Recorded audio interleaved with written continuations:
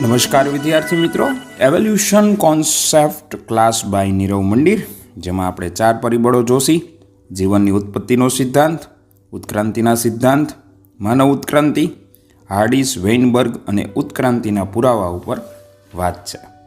ઉત્ક્રાંતિ જીવનના ઇતિહાસની 2 ઘટનાઓથી બનેલું છે. એક જીવનની ઉત્પત્તિ, બીજું જીવનનો ઉત્ક્રાંતિ, જે જીવસૃષ્ટિમાં જે એક સ્થિતિથી બીજી સ્થિતિમાં ક્રમિક પરિવર્તન લાવે છે. જીવનની ઉત્પત્તિનો સિદ્ધાંત થિયરી ઓફ ઓરિજિન ઓફ લાઈફમાં એક બિગ બેંગની થિયરી કે જે બ્રહ્માંડની ઉત્પત્તિ લગભગ 13.8 અબજ વર્ષ પહેલાં થર્મોન્યુક્લિયર વિસ્ફોટ દ્વારા થઈ. બીજું કોસ્મિક પેન્સમર્મિયા સિદ્ધાંત, જે મુજબ જીવન બીજકણના રૂપમાંથી બહારથી આવ્યું છે.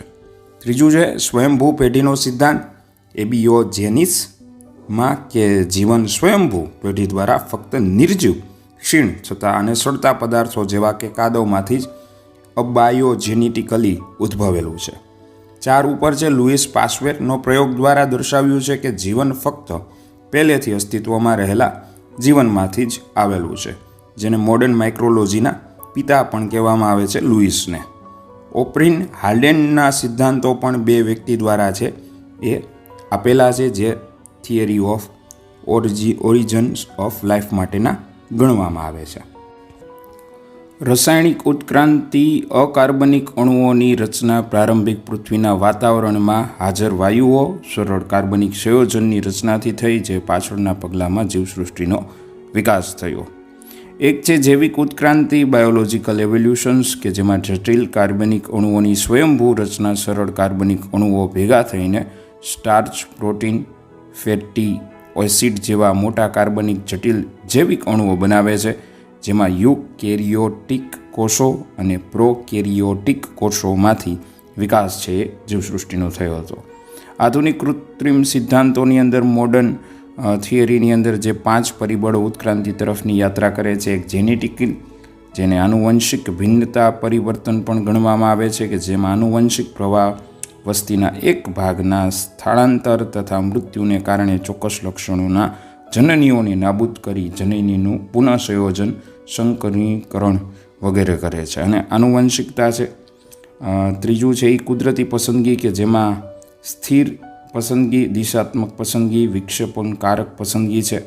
4માં વિશેષતા છે. 5માં પ્રજનન, રિપ્રોડક્ટિવ આઇસોલેશન છે એ ગણવામાં આવે છે.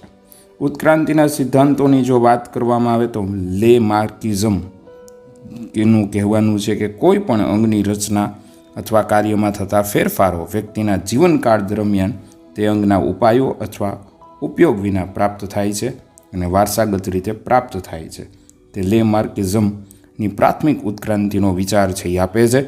આગળ જતા ડાર્વિનવાદ અથવા કુદરતી પસંદગીનો સિદ્ધાંત આવે છે, theory of the natural selection, કે જેમાં મર્યાદિત ખોરાક અને જગ્યા અને અસ્તિત્વ માટેનું સંઘર્ષ અને જાતિઓનું મૂળ જેવી બાબતો જોવા મળે છે.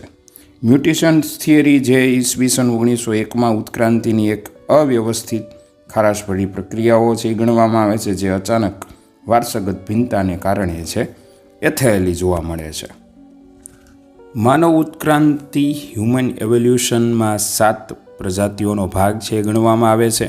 માનવજાત પર જૈવિક ઉત્ક્રાંતિની પ્રક્રિયા દ્વારા ઉદ્ભવી છે, જે પૃથ્વી ઉપર હવે લુપ્ત થઈ ગયેલા પ્રાઇમેટ્સ છે, જેમાં 1 ડ્રાય એપોથિક્સ પ્રાચીન અશ્મિભૂત વાનરો, 2 રામાપિથિક્સ પ્રથમ હોમિડ અશ્મિભૂત ગણવામાં આવતો માણસ, 3 ઓસ્ટ્રેલોપેથિક્સ આફ્રિકન્સ પ્રથમ વાનર માણસ પણ કહી શકી, જે કરોડરજ્જુના સ્તંભમાં વળાંક અને તેઓ પથ્થરના હથિયારોથી શિકાર કરતા હતા પણ મુખ્યત્વે ફળ ખાતા હતા.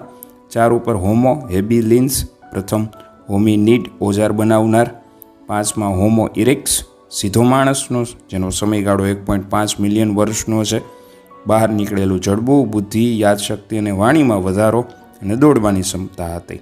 6 ઉપર નિએન્ડરથલ્સ માણસ, કે જે મૃતકોને દફનાવનાર પ્રથમ હોમિનિડ્સ અને ધર્મ ધરાવતા હતા, કપડા તરીકે ચામડાનો ઉપયોગ કરતા હતા, વાતાવરણમાં બચવા માટે અને વનસ્પતિને પૂરક માંસ ખોરાક તરીકે ઉપયોગ રહેતા હતા. 7માં હોમો સેપિયન્સ ગણવામાં આવે છે, જે 75,000 વર્ષથી 10,000 વર્ષ પહેલાં હતા.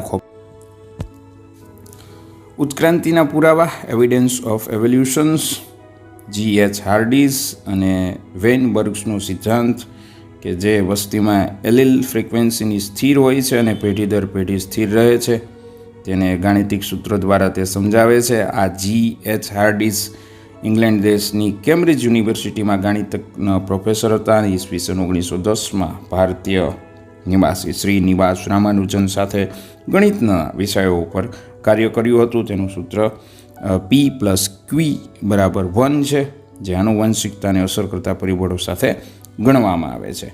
બાયોજેનેટિકલ લો ઓફ એકર્સમાં ગર્ભ વિજ્ઞાન વિવિધ સજીવોના ગર્ભ વિકાસની તુલનાત્મક અભ્યાસમાં નીચલા સજીવોના ગર્ભ સાથે વિવિધ સમાનતાઓ અને સામ્યતા જોવા મળતી હોય છે.